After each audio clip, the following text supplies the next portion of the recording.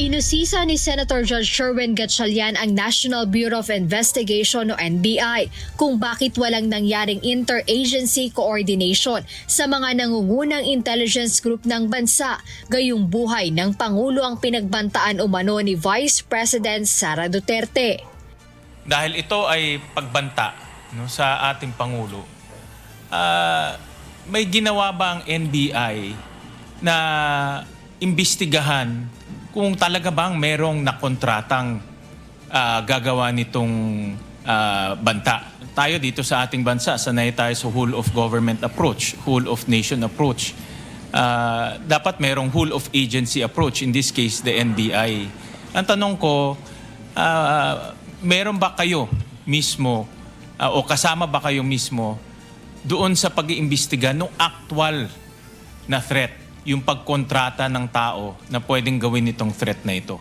Ayon kay Senator Judge Gatchalian, kung ang NBI ang pangunahing nakatuklas sa impormasyon, dapat kasama ang kanilang intelligence service sa isang malawak na task force na maaaring kinabibilangan ng National Security Council, Presidential Security Command at iba pang pambansang ahensya upang hanapin ang personalidad na umano'y inutusan ng pangalawang Pangulo.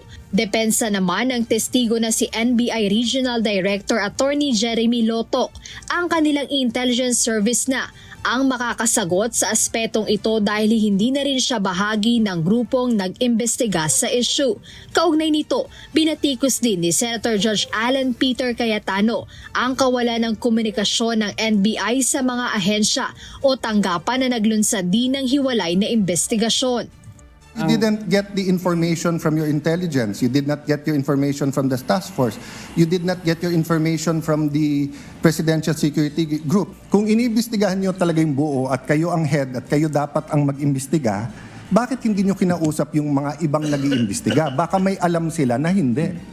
Paliwanag ni Attorney Lotoc, ang ugnayan sa pagitan ng iba pang mga ahensya ay nasa antas na ng NBI Director o ng Intelligence Service. Ngunit para kay Senator Judge Cayetano, lumalabas na hindi naging lubos o masusi ang investigasyon dahil hindi umano kinukuha ng NBI ang impormasyon sa ibang unit ng pamahalaan.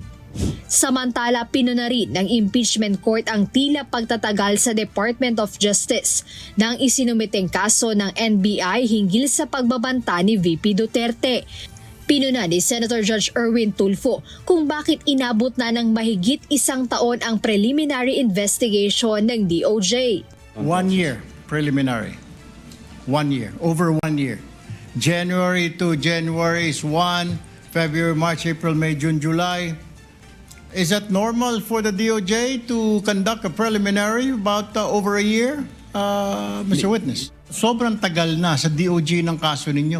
There's something wrong with the case. Siguro po, next time, make sure na yung kaso isasampa ninyo is airtight. Tama po. Kasi madidismiss yan. Yung mga kaso na medyo hindi po tight talaga ang kaso. Ano po? Yes, Your Honor. Sayang naman yung inyong pinaghirapan.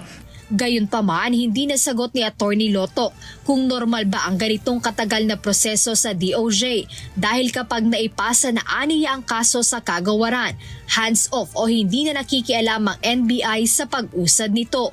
Ngunit naninindigan si NBI Regional Director Lotoc na matibay ang reklamong grave threats at inciting to sedition na isinampa nila laban kay Vice President Sara Duterte. Jed Neresina, humahataw sa balita ngayon.